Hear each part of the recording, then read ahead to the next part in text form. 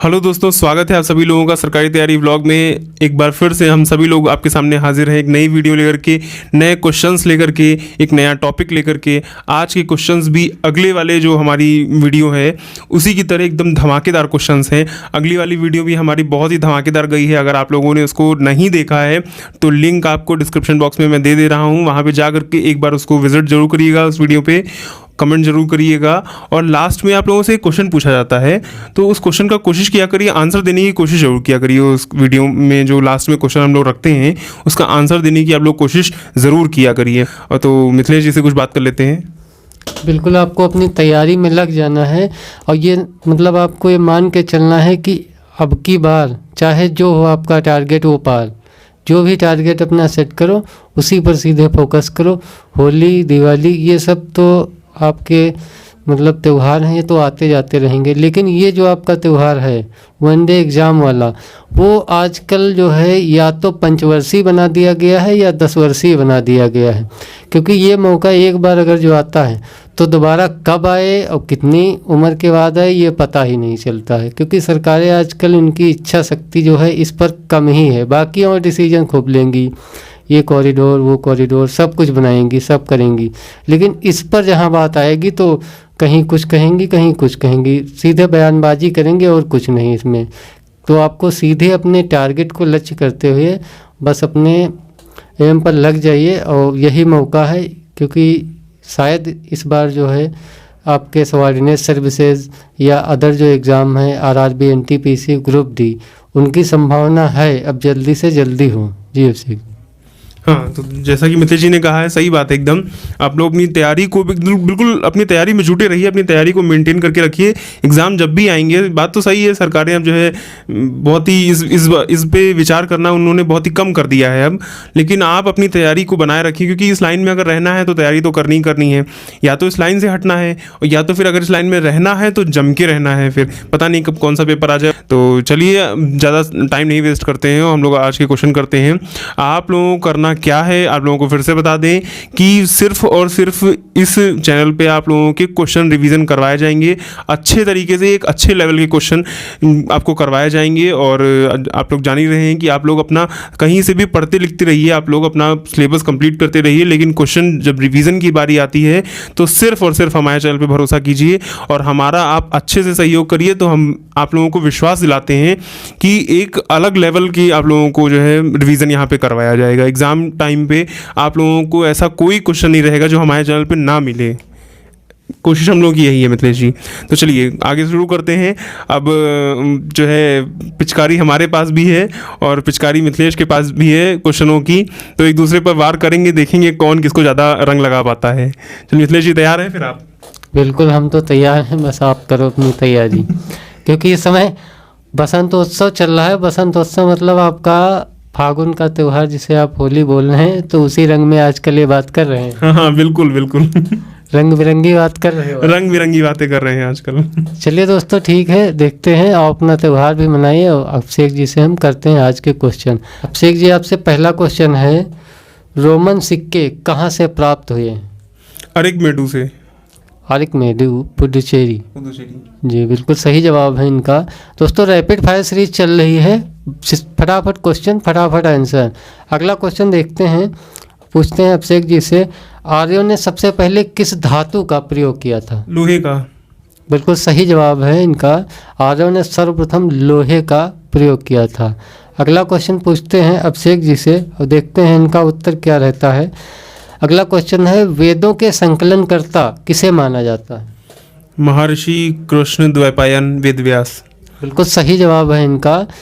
वेदों के रचनाकार जो हैं संकलनकर्ता आपके वेदव्यास व उग्रश्रवा को ही माना जाता है। अगला क्वेश्चन से पूछते हैं, देखते हैं इनका कैसा रिस्पांस रहता है। अगला क्वेश्चन है अभिषेक जी आपसे, ऋग्वेद में कौन सा मंडल पूर्णतया सोम को समर्पित है? नवा मंडल।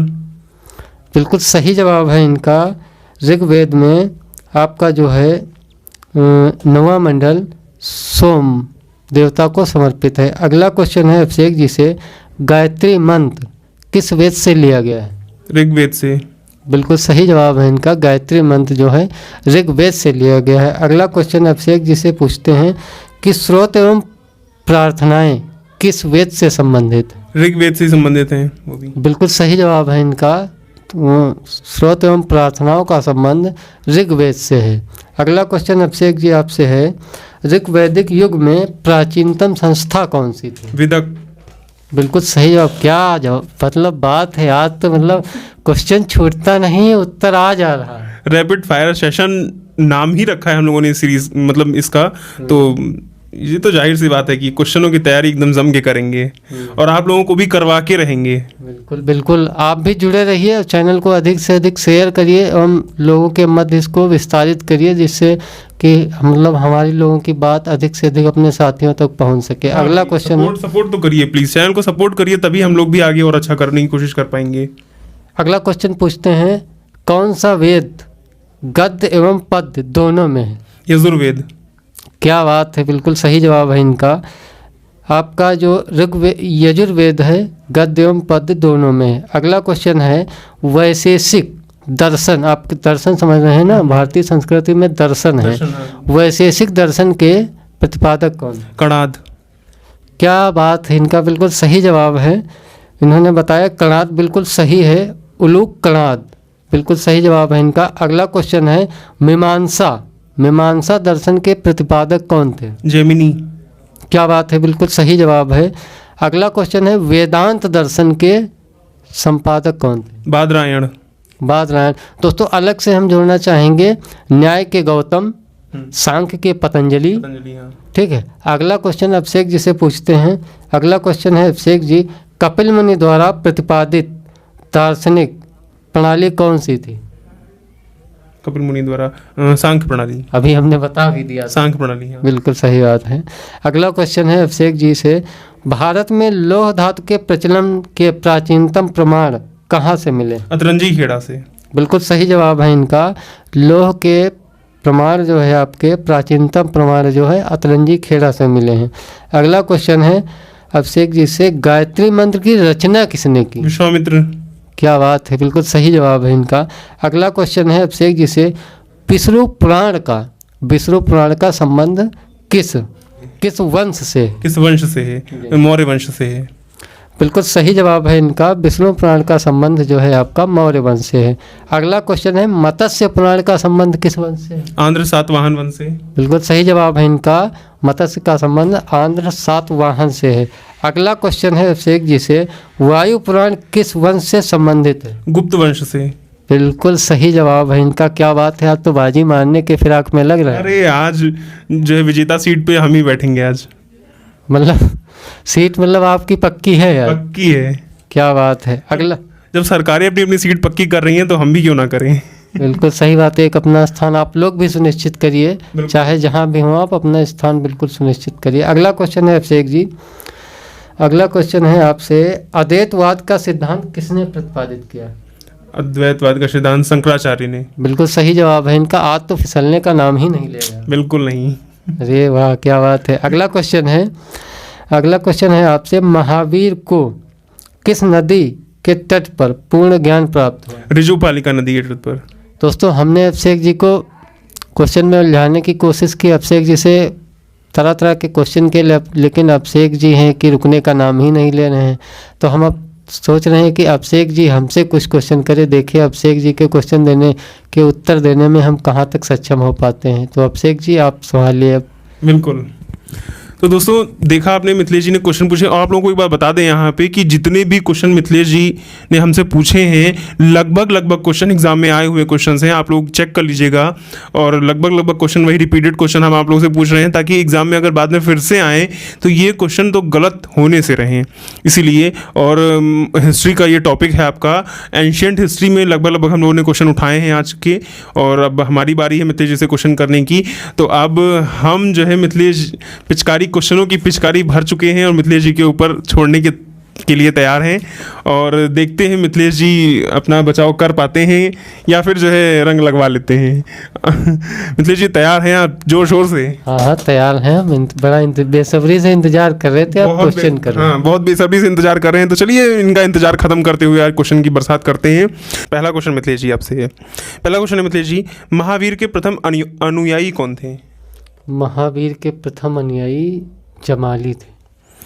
बहुत सही जवाब दिया इन्होंने। इनके दामाद थे, उनका नाम था जमाली, यही इनके अनुयायी थे प्रथम।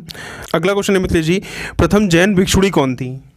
जैन भिक्षुणी दधिवाहन की पुत्री चंपा थी। बहुत सही जवाब दिया है, दधिवाहन की पुत्री चंपा इनकी प्रथम जैन भिक्षुणी थी। अगला क्वेश्चन की हम लोग पढ़ रहे हैं। अगला क्वेश्चन है, स्थूलभद्र के शिष्य क्या कहलाते थे? स्थूलभद्र के शिष्य जो हैं श्वेतांबर कहलाते थे। बहुत सही जवाब दिया है, स्थूलभद्र के शिष्य श्वेतांबर। तो भद्रबाहु के शिष्य क्या कहलाते थे? दिगंबर। उनका जो है आपका दिशाएं वो मतलब नग्न रहते थे वो स्थूलभद्र के, और मतलब वो आपके श्वेत वस्त्र धारण करते थे, वो हो गए श्वेतांबर। और जो जिनको दिशाएं ही अंबर हो गई, नग्न रहते थे, उनका मतलब वो हो गए दिगंबर। उनको कहते थे जिनकी जिनकी पोशाक ही दिशाएं थी, वो दिगंबर हो गए। तो ये आपके जो आते थे ये भद्रबाहु के शिष्य कहलाते थे। अगला क्वेश्चन है मिथिलेश जी हमारा, जैन तीर्थंकरों की जीवनी किसमें ग्रहित है? कल्पसूत्र में। बहुत सही जवाब दिया है, जैन तीर्थंकरों की जो जीवनी है वो भद्रबाहु द्वारा रचित, ध्यान रखिएगा, भद्रबाहु द्वारा रचित कल्पसूत्र में दी गई है, ग्रहित है। महावीर की मृत्यु के बाद जैन संघ का अध्यक्ष कौन बना? आर्य सुधर्मन। बहुत सही जवाब दिया है। अगला क्वेश्चन है, जैन धर्म की पवित्र पुस्तक कौन सी है? जैन धर्म की पवित्र पुस्तक जो है आपकी आगम। बहुत सही जवाब दिया है। देख लीजिए आज मिथिलेश जी भी जम के तैयारी, मतलब होली के साथ साथ में पढ़ाई की भी जम के तैयारी करने में मिथिलेश जी लगे हुए हैं। और यही आप लोग भी जो है आप लोगों को भी करना है। और अब तो बहुत ही अच्छी बात है, ये हम लोगों ने ऐसा इनिशिएटिव तैयार किया है कि आप लोग पढ़ाई तो करते ही रहिए, साथ साथ में कहीं भी वीडियो अगर चला करके बैठ गए हैं उसको लगा दिया आपने एक किनारे, और साथ साथ में क्वेश्चन सुनते रहिए। कोई ज़रूरत नहीं है देखने की कि उसको देखिए ही बैठ करके, क्वेश्चन सुनते रहिए, आपका रिविज़न होता रहेगा। और आप लोग सपोर्ट करते रहिए तो हम लोग ऐसे क्वेश्चन और भी अच्छे क्वेश्चन आप लोगों के सामने लाते रहेंगे। तो चलिए मिथिलेश जी अगले क्वेश्चन की ओर हम लोग बढ़ रहे हैं मिथिलेश जी।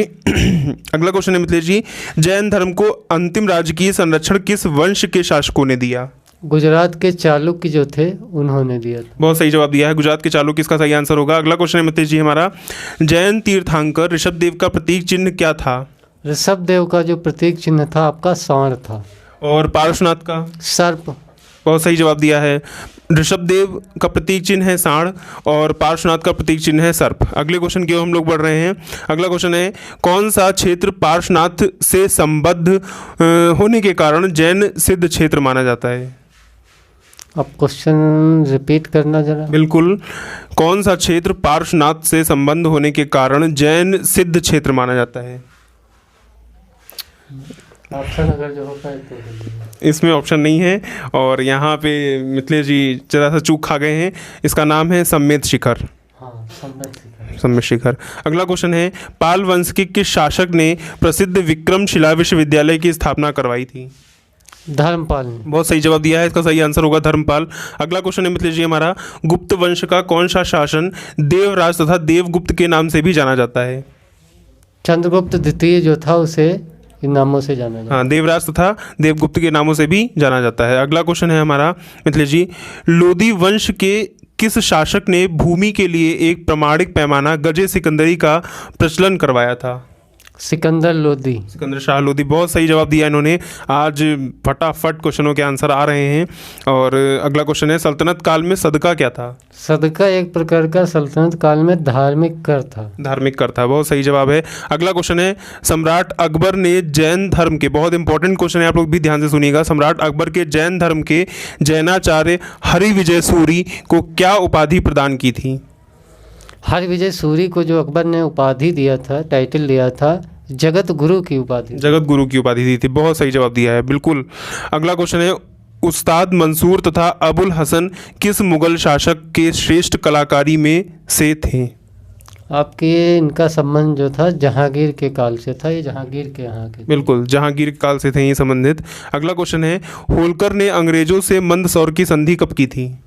आपके होलकरों ने जो संधि ये हुई थी, मंदसौर की संधि 6 जनवरी 1818 को हुई थी। हाँ, 1818 की। मराठा वंश से ही सब संबंधित थे आपके। होलकर हो गए, सिंधिया हो गए, गायकवाड़ हो गए, ये सब आपके मराठा वंश से संबंधित थे।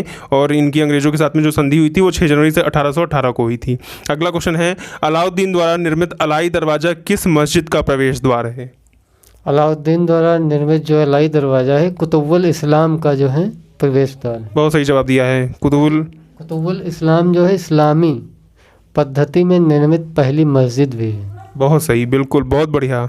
अगला क्वेश्चन है, अकबर की अल्प आयु होने के कारण 1556 से 1560 तक मुगल साम्राज्य के शासन की जिम्मेदारी किसके हाथों में थी? उसका संरक्षक कह लीजिए या उसके देख रेख में शासन कर रहा था वो, अगर जो था तो वो था बैरम खां। बैरम खां, बहुत सही जवाब दिया है। बैरम खां इसका सही आंसर होगा। अगला क्वेश्चन है हमारा, बौद्ध धर्म ग्रहण करने वाली पहली महिला कौन थी?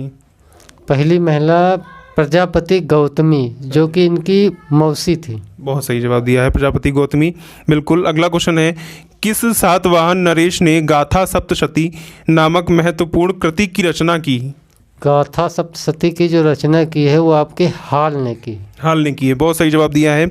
अगला क्वेश्चन है, किस राष्ट्रकूट शासक ने एलोरा के पर्वतों को कटवा कर प्रसिद्ध कैलाश मंदिर का निर्माण करवाया? बहुत इंपॉर्टेंट क्वेश्चन है, एक बार फिर से रिपीट कर दे रहा हूं मैं।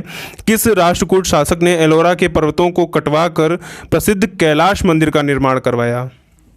कृष्ण प्रथम। बहुत सही जवाब। राष्ट्रकूटों द्वारा मंदिर जो निर्मित है वो जो चंदेलों द्वारा निर्मित है, ये मंदिरों से संबंधित एक सवाल आपका फिक्स है, चाहे जो पेपर हो, लगभग उस पेपर में कंफर्म है एक तो आएगा, या तो संस्थापक कौन था, या किसने बनवाया, या कौन सी शैली है, किस शैली में बना हुआ, इससे क्वेश्चन रहेगा। बिल्कुल सही जवाब है, बिल्कुल बिल्कुल।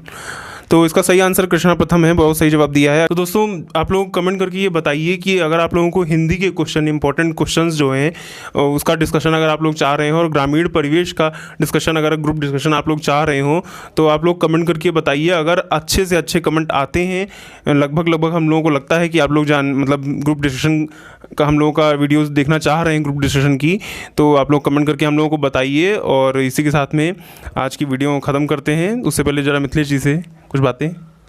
बिल्कुल, अगर जो आपको है ज़रूरत है, या मान लिया आपको लगता है नहीं होना चाहिए डिस्कशन के माध्यम से, तो हम तो यही कहेंगे आप अपनी प्रतिक्रिया कमेंट बॉक्स में बिल्कुल दे ही दें, क्योंकि उस हिसाब से आगे हम लोग आपके हिसाब से हम तैयार होंगे, उसके हिसाब से आपको हम मैटर उपलब्ध कराएंगे, उस हिसाब से डिस्कशन होगा।